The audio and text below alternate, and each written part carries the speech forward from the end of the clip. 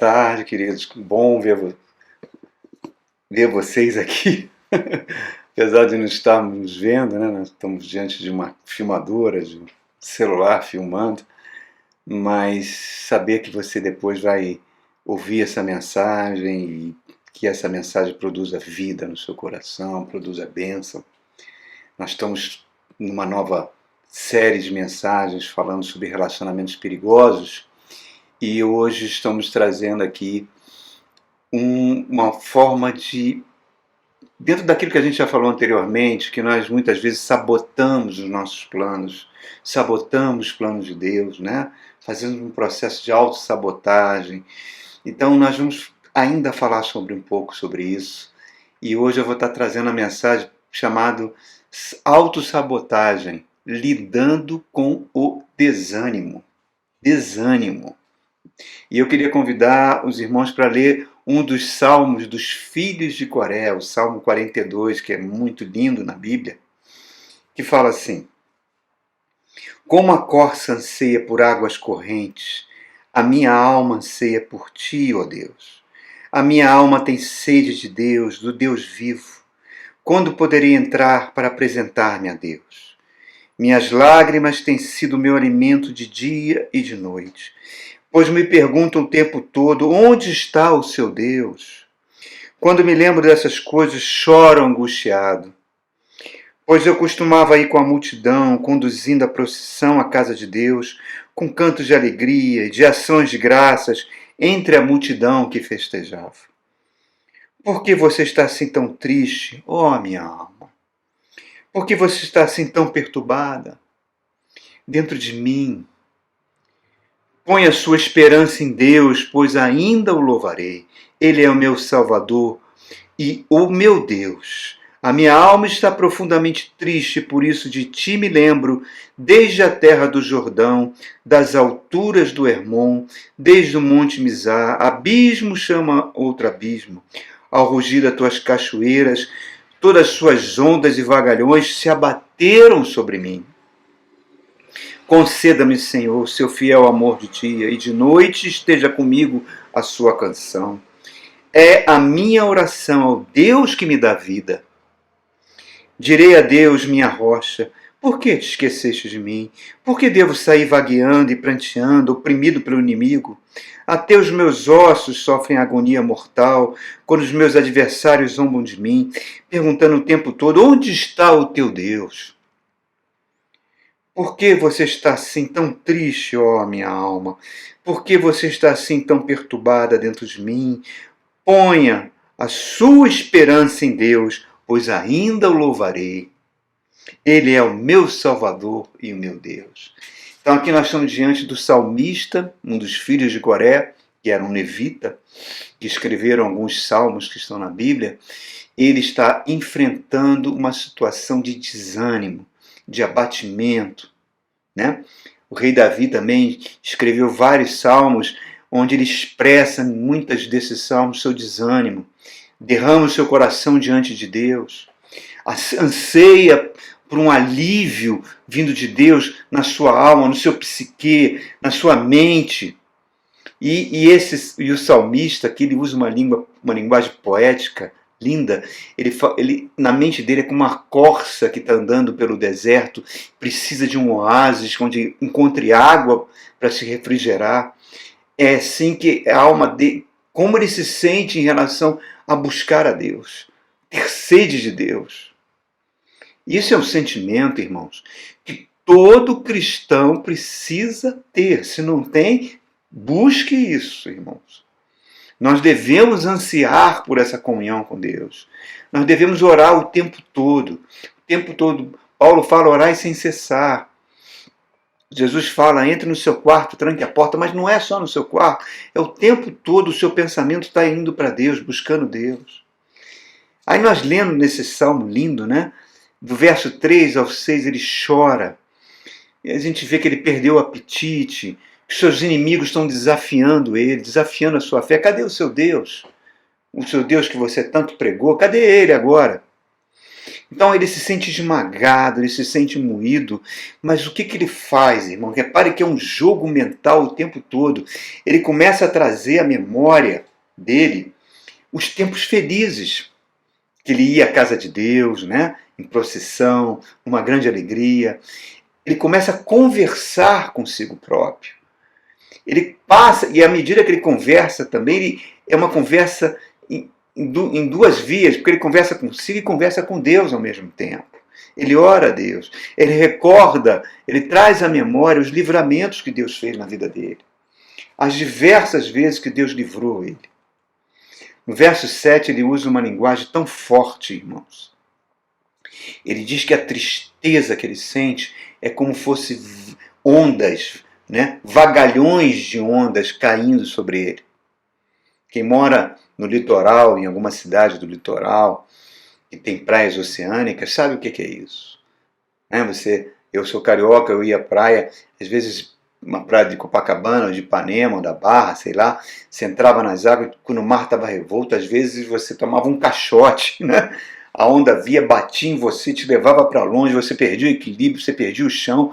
É exatamente isso que o salmista está sentindo. As tribulações são tantas, as coisas estão caindo, as notícias são tão ruins, que é como se fosse ondas, vagalhões quebrando sobre ele. Mas reparem, ele não se entrega. Do verso 8 ao verso 11, ele começa a pregar para si próprio. E pede ao mesmo tempo uma compreensão a Deus do porquê que ele está passando por tudo isso. E coloca a sua esperança no Deus vivo. Irmãos, é fantástico esse exercício mental que o salmista está fazendo aqui, no momento de dor, no momento de angústia. Provérbios 24, verso 10, diz: se no dia da angústia você sucumbir, a sua força é muito pequena. É muito pequena.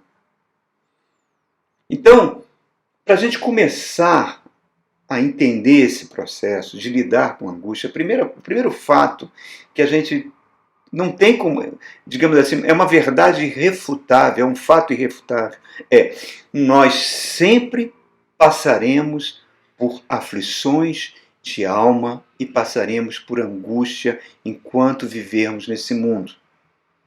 Esse mundo não é o mundo que Deus fez.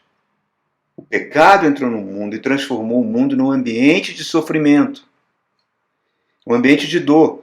Viver é viver com sofrimento, irmãos. Sobreviver é viver nesse mundo sem permitir que o sofrimento te deforme. Então, angústia, sofrimento, lutas, faz parte do viver.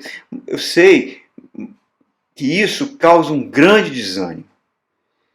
Nós estamos vivendo tempos que nós somos bombardeados 24 horas por dia com notícias, com fatos que tendem a nos empurrar para baixo, que tendem a nos colocar desanimados. Nós estamos vivendo essa pandemia, essa mortandade terrível que está sobre o Brasil.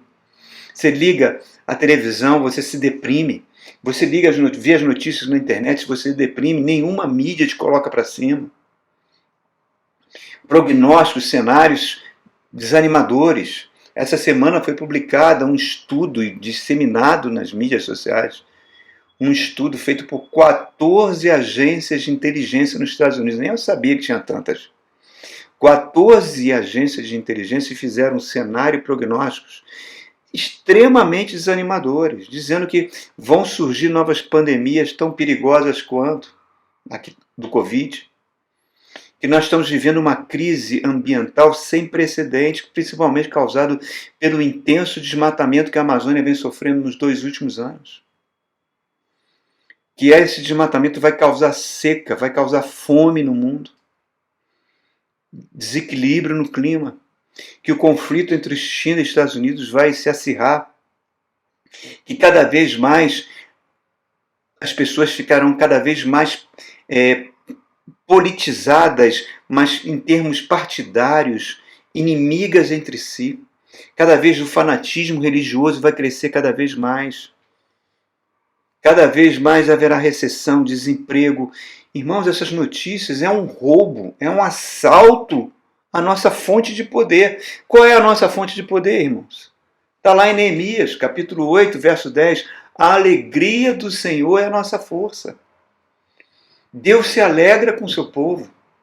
E a alegria de Deus é o poder que faz a gente atravessar essas dificuldades.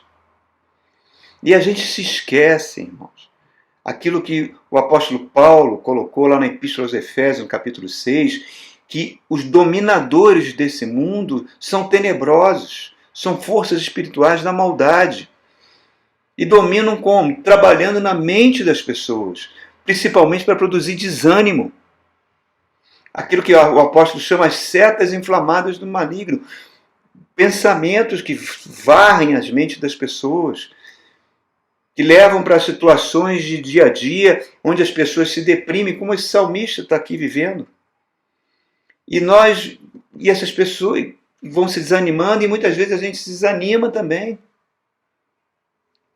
O Brasil é um país onde, independente do Covid, independente de tudo isso que a gente está passando, já estava assim há algum tempo, e se agravou muito mais, né, nessa pandemia, é um país onde as doenças de alma, as doenças psíquicas, as doenças psicossomáticas aumentaram demais. Pessoas com síndromes de pânico, pessoas com depressão, o número de suicídios não para de crescer, irmãos.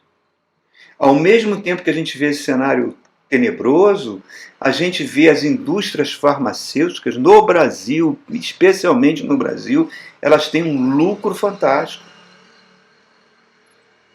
Aqui onde eu moro, aqui em Brasília, numa quadra aqui perto, comercial, num espaço de 600 metros, de 10 lojas, pelo menos 5 são farmácias. Farmácia se tornou o negócio mais lucrativo no Brasil, irmãos. Em 2019 eu tive a oportunidade de visitar minha filha na Austrália, andei por quilômetros e quilômetros em Sydney e não vi nenhuma farmácia. Em Santiago do Chile, andei por quilômetros e quilômetros no centro de Santiago, não vi nenhuma farmácia. E aqui no Brasil, elas não param de crescer. Fechar negócios e abrir farmácia. Fechar mercado, abrir farmácia. Consumo de remédios. Remédios que são vendidos sem receita médica. Isso acontece no Brasil. Exames. Graças a Deus, no Brasil, nós temos uma coisa muito boa, que é o SUS, que atende pelo menos a população mais carente, e que eu espero, sinceramente, que os governantes não detonem o SUS, que é uma coisa maravilhosa que nós temos, com todos os problemas que ele tem, em dificuldades. Mas, olha só, irmãos, as pessoas que têm plano de saúde, a quantidade de exames que médicos pedem para os pacientes fazerem, porque muitas vezes, olha só o que eu estou falando, isso foi dito por médicos, muitas vezes planos de saúde patrocinam consultórios aos médicos que pedem mais planos. Laboratórios dão prêmios, viagens para os médicos que prescrevem mais remédios. Irmãos, isso é uma coisa muito triste. Agora, quando você entra nos remédios tarjas pretas, nos ansiolíticos, calmantes, sei lá, a coisa fica mais feia ainda, irmãos, porque é o maior consumo, maior fonte de renda no Brasil, mostrando como as doenças psíquicas estão avançando, como as pessoas estão debaixo desses vagalhões de desânimo que caem sobre as pessoas, ondas que caem sobre as pessoas, caem sobre nós. E aí eu paro esse cenário e vou chamar você para cá, para as Escrituras Sagradas, para a Bíblia, para a Palavra de Deus. A Palavra de Deus é repleta de homens de Deus que passaram por crises, que passaram por síndromes, até por estágios depressivos.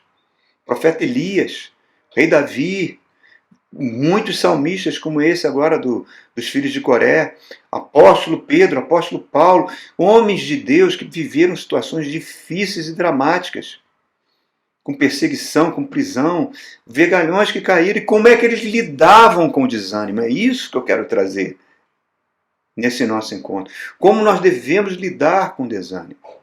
Como nós devemos evitar que o desânimo sabote o nosso futuro, sabote os planos de Deus. Eu vou falar logo um princípio. Eu vou falar 3 princípios aqui, mas o primeiro princípio eu vou chamar de princípio geral, princípio básico de todos. Não fique com raiva com o que eu vou falar para você. Não jogue aí de onde você está um sapato na minha cabeça. Porque esse princípio é básico e talvez você não goste dele, mas ele é fundamental.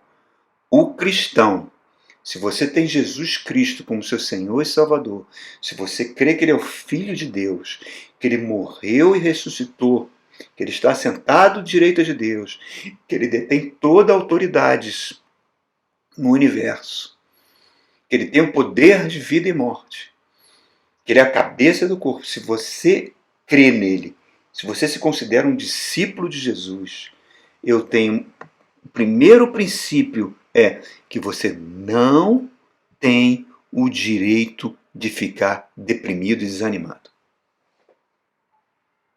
É exatamente isso que você acabou de ouvir. Você não tem o direito de ficar deprimido e desanimado.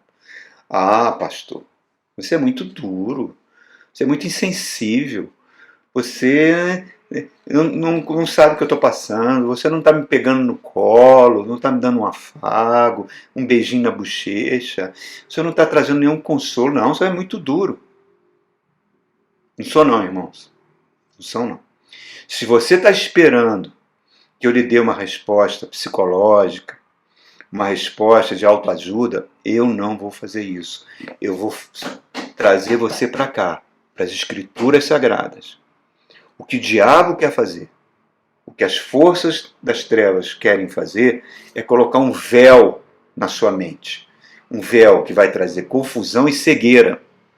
E vai trazer uma ilusão para que você não enxergue a realidade de quem você é. Para que você não enxergue a verdade sobre você.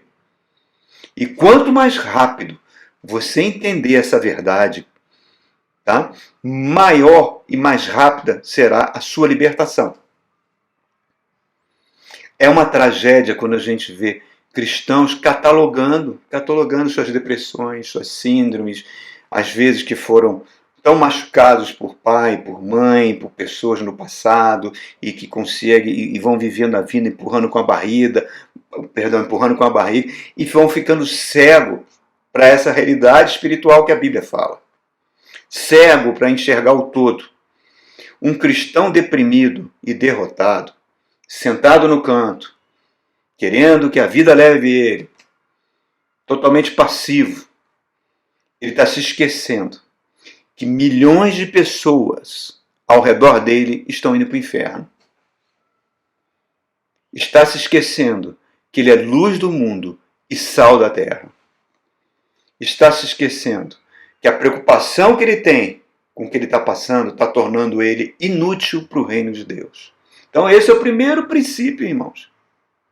E sabe o que é o mais grave disso tudo? Quando um cristão está nesse estado de alma, nesse estado emocional, e a pessoa que não tem Jesus, o incrédulo, olha para o cristão, vê ele nesse estado e fala: não quero esse Jesus que você tem, não. Cadê? Cadê a força? Cadê o poder de Jesus? Cadê? Não quero isso não. Eu vejo você deprimido, queixando da vida. Não importa, irmãos, o quanto você esteja sofrendo. Você é. E você sempre será e continuará sendo um amado filho de Deus. Não importa o quanto você está sofrendo. O Espírito Santo de Deus, o poder de Deus reside dentro de você e está disponível para você, para que você tenha a força e o poder para enfrentar qualquer situação difícil nessa vida. Essa é a verdade, irmãos. E não é por qualquer mérito seu que você tem isso. Não é por qualquer coisa boa que você fez ou deixou de fazer. Não. Os méritos são exclusivos do nosso Senhor Jesus Cristo, que morreu naquela cruz, derramou o seu sangue para que o Espírito Santo de Deus viesse fazer morada dentro de você. Um tesouro dentro de um vaso de barro. Um tesouro poderoso. Então, irmãos, este é o primeiro princípio. Você e eu não temos o direito de permitir que a depressão, que o desânimo nos abatam e nos prostrem e nos deixem no chão, prostrados, inúteis. Então, como é que os homens de Deus lidaram com o desânimo? A primeira coisa foi essa. A segunda coisa para você, segundo princípio, para que você não permita que o desânimo sabote a sua vida, faça diariamente, irmãos, um convite, um autoexame bíblico, não psicológico, mas bíblico, correto. A Bíblia diz no livro de Hebreus que o acesso ao trono de Deus está aberto. O véu foi rasgado. Nós temos acesso ao trono da glória para receber socorro oportuno pelo que Jesus fez. A Bíblia diz que Ele é o nosso sumo sacerdote, que Ele é o nosso advogado, que Ele intercede por nós. Então, baseado nesse princípio, aproxime-se mais de Deus.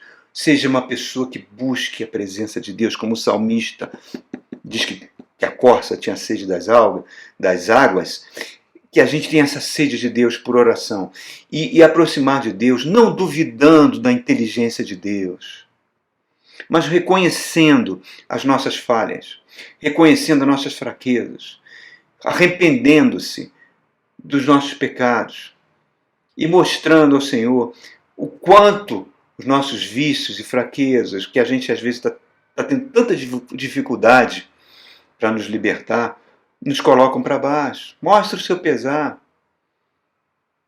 Declare como esse salmista aqui no Salmo 42, declare como o rei Davi, que a graça de Deus, nós estamos debaixo dos braços amorosos de Deus. Nós estamos num processo de crescimento, irmãos, e isso é maravilhoso. O Espírito Santo está formando Jesus em nós. Isso tudo é a Bíblia dizendo para mim e para você. Jesus está sendo formado em nós. Nós estamos diante da promessa mais maravilhosa que um ser humano pode ter. Qual é essa promessa, pastor? Que nós que somos discípulos de Jesus, seremos como Ele é. É aquilo que está em Romanos 8, ele é o primogênito entre muitos. Os que de antemão conheceu, a estes chamou. Aos que chamou, a estes justificou. E aos que justificou, a estes glorificou. Os verbos estão no passado. É uma realidade espiritual diante de Deus. Nós estamos assentados à direita de Deus nas regiões celestiais. Tudo isso são realidades espirituais maravilhosas para mostrar que dentro de nós seremos iguais a Jesus. Quando Ele se manifestar, nós seremos como Ele é.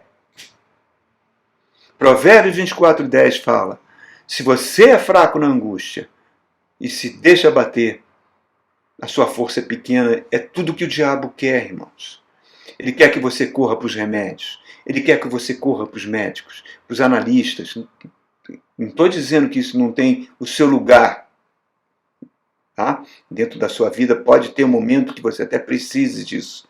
Não estou sendo leviano dizendo que não. Mas isso não dita quem você é. Isso tem que ser algo transitório, durante um tempo, mas você precisa cada vez mais permitir que essas verdades, fazer como o salmista, pregue para você, pregue para sua mente. Para de sentir pena de você, irmãos. Para com essa autopiedade mórbida.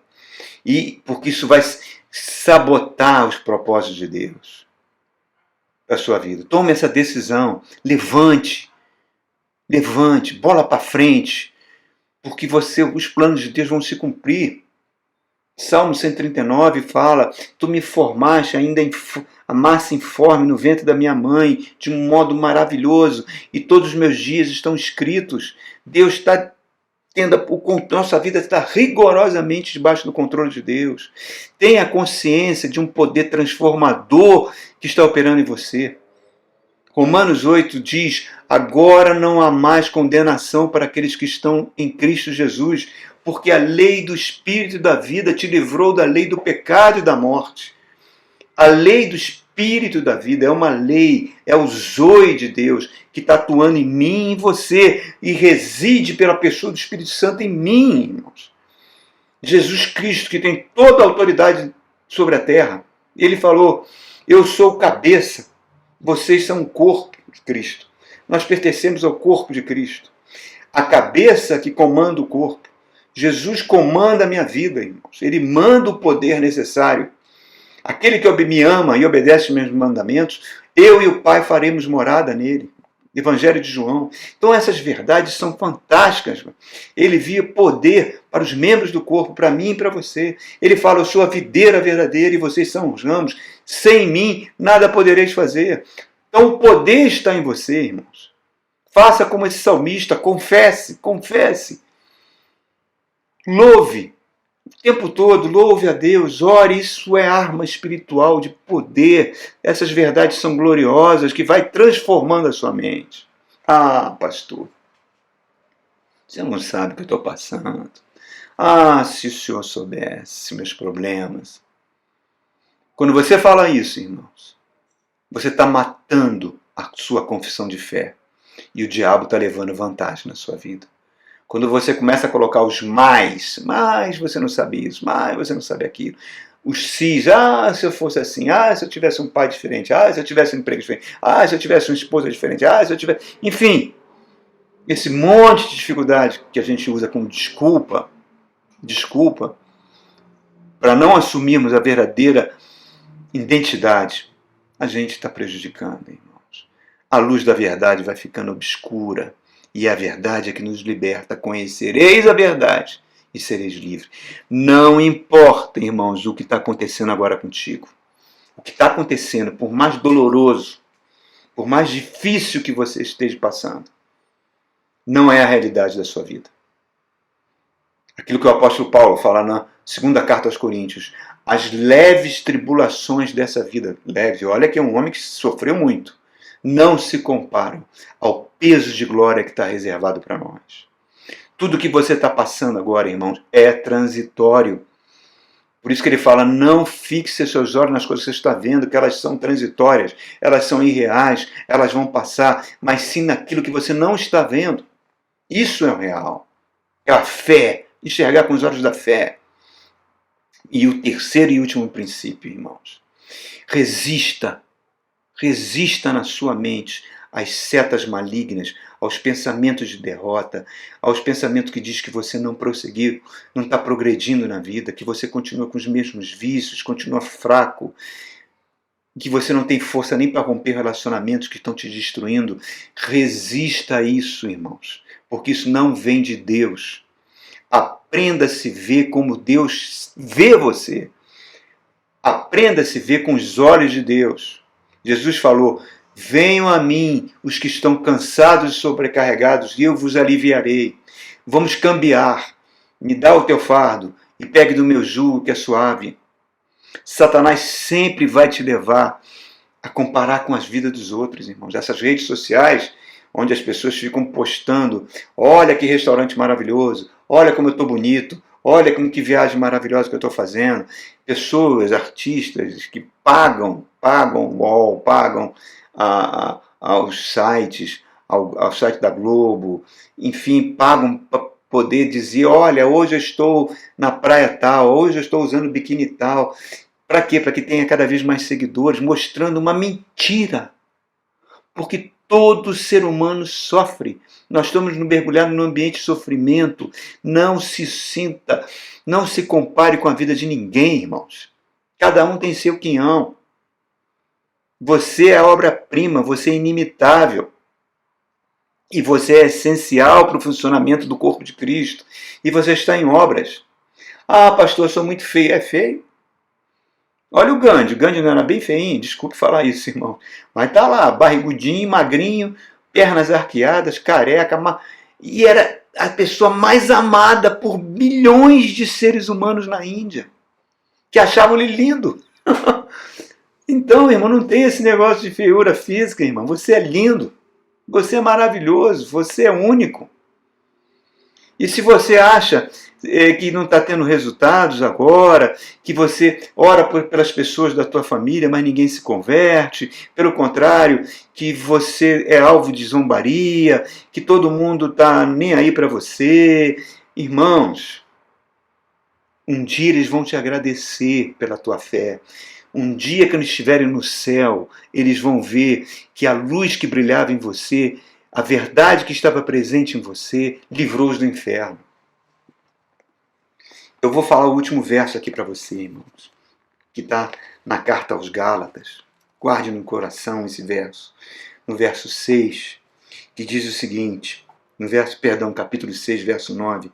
Não nos cansemos de fazer o bem, pois no tempo próprio colheremos, se não desanimarmos. Não desanime, irmão. Faça o bem o tempo todo. Interceda para as pessoas da sua família. Mostre que você é um cristão. Porque essas pessoas vão te agradecer. Porque você está lutando pela verdade. Você é luz nas trevas. Ah, pastor, mas a minha luz é muito fraquinha. Você pode não ser o sol, irmão, mas você pode ser uma velazinha pequenininha, um palitinho de fósforo. Mas essa luzinha é que Deus vai usar para trazer esperança no coração de muitas pessoas. Zacarias, Ageu, quando voltaram do exílio e viram a destruição de Jerusalém, o povo desanimado, não queria construir o templo, eles falaram, vamos gente, vamos lá, vamos construir, começou a exortar, mas a gente só avançou 1 polegada, o que é essa polegada diante desse monte de entulhos, disso tudo? Aí eles dão uma resposta linda, não é por força e nem por poder, assim diz o Senhor, mas é pelo meu Espírito. A alegria do Senhor é a nossa força. É o meu Espírito que vai agir em vocês. E esse monte vai virar uma planície, irmãos. Não despreze os pequenos começos. Não despreze as coisas pequenas. Jesus falou no capítulo 18 de Lucas, no primeiro versículo, não deixe de orar sempre e nunca desfaleça, nunca desanime. Se você orar, irmão, você não vai desfalecer. E se você sentir que está perdendo as forças, se ajoelhe, busque a Deus. E Ele vai te levantar, vai te colocar de pé. E tem algo lindo reservado para você. Aquilo que olhos não viram, nem ouvidos ouviram, nem entrou em nenhum coração humano. É aquilo que Deus tem reservado para aqueles que o amam. Ah, irmão, é isso aí. Ele é o cabeça. Você faz parte do corpo dele. Você é importantíssimo para Deus. É um privilégio estar em Jesus. Não desanime. Vamos lá? Deus te abençoe, querido. Deus te abençoe ricamente.